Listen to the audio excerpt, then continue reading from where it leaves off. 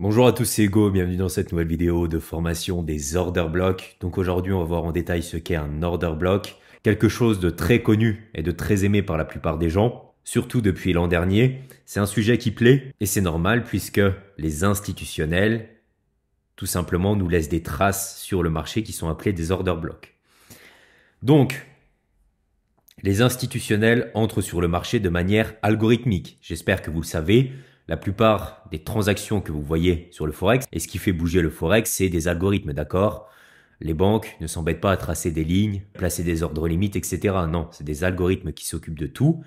Donc, à des niveaux clés, par palier, appelés des blocs d'ordre, donc des order blocks.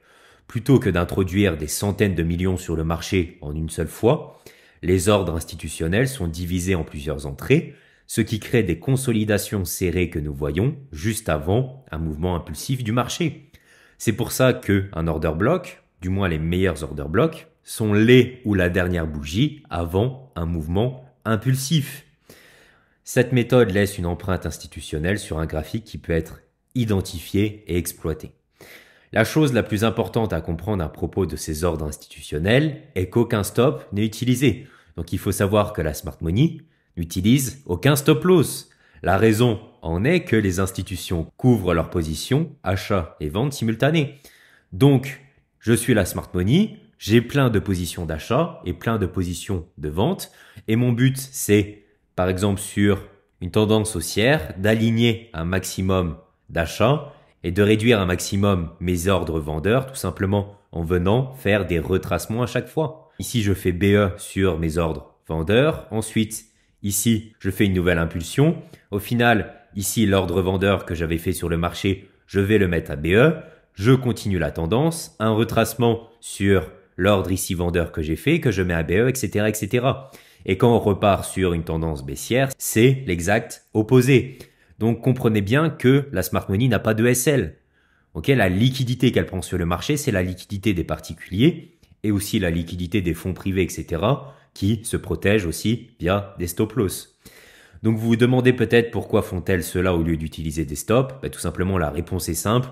Les institutions font bouger le marché. Elles ne perdent pas. Il est évident que quand vous contrôlez le marché, vous ne perdez pas, tout simplement. Si la smart money décide d'aller à la hausse, le marché ira à la hausse. Donc ces ordres seront gagnants. Supposons qu'une position courte, donc short, et une position longue soient prises en même temps à un niveau clé du marché. La dynamique du marché pousse le prix à augmenter en faveur de la position longue, ce qui laisse une position short en drawdown. C'est exactement ce que je vous ai montré là. Quand on part à la hausse et qu'on fait un retracement, ce que vient faire la smart money, c'est ici mettre à BE la position short qu'elle avait fait avant. Regardez ici, on continue la tendance, on fait un retracement, on vient au final ici mitigate, remettre à break-even la position short qu'on a lancée avant. D'accord? Donc une fois que la position longue a atteint l'objectif souhaité, par exemple ici on a atteint un pilier arrêt, le prix doit alors redescendre jusqu'au point d'origine de la position short afin de BE la perte non réalisée, donc la vente. Une fois fait, le plus souvent, on aura une forte réaction que nous allons exploiter. C'est là qu'on prend position sur nos order blocks. On ira voir après sur les graphiques, vous allez comprendre. Au cours de ce processus de mitigation d'order block, donc au final de revenir dessus pour le mettre à BE, les traders particuliers sont occupés à se concentrer sur les double tops, les drapeaux, les moyennes mobiles et d'autres indicateurs qui n'ont rien à voir avec le pourquoi le prix agit comme il le fait. Et même vous, traders SMC, la plupart des traders SMC ne savent pas pourquoi ils tradent les piliers arrêts. Ils ne comprennent même pas la profondeur des piliers arrêts.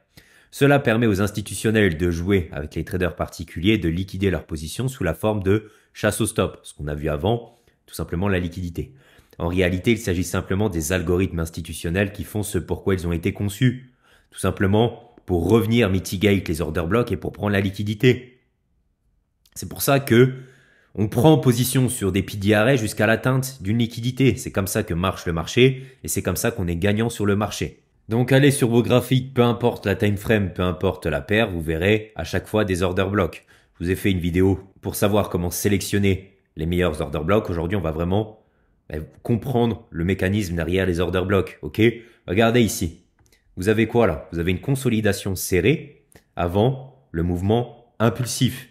Donc tout simplement, ça c'est des traces que laisse la smart money sur le marché. Et où vient retracer ici cette mèche tout simplement sur l'order block. Donc des fois ce sera la mèche, des fois le corps, mais ici on vient retracer sur cette order block. Donc par exemple, je suis la Smart Money, ok, j'ai mes ordres acheteurs et vendeurs sur le marché. Au final, c'est la dynamique vendeuse qui gagne. J'ai donc une position acheteuse à mitigate, à mettre ABE. Ce que je viendrai faire, c'est revenir dessus ici pour la clause ABE, d'accord? Mais vu qu'ici j'ai pris un sell, on va résumer la chose de façon simple. Ici, j'ai une position short et ici, une position longue. Les deux là. Voilà, le marché se lance et au final, c'est l'order flow bearish qui prend le dessus sur l'order flow bullish. Donc, qu'est-ce que je viens faire avec mes deux ordres? Ici, j'ai une position acheteuse qui est en perte et ici, j'ai une position short qui est en gain.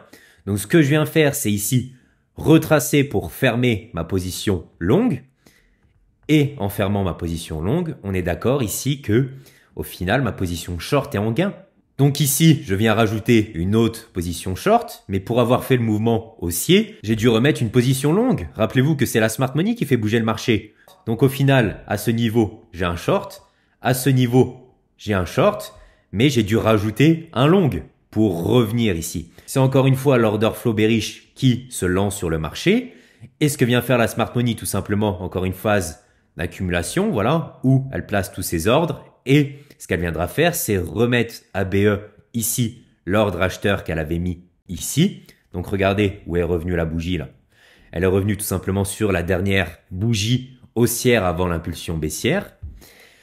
Pour faire quoi? Tout simplement pour fermer sa position acheteuse. Et du coup, à ce moment-là, j'ai deux positions vendeuses sur le marché. Celle d'ici et celle d'ici. Et vu qu'on a retracé, ici, je remets une nouvelle position vendeuse.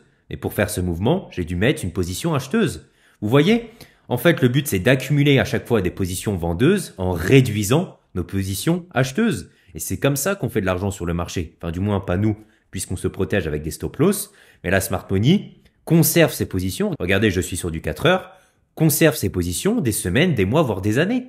Si l'order flow bearish est sur des mois, ce qu'elle va faire, c'est tout simplement garder ses positions short et mitigate ses positions longues.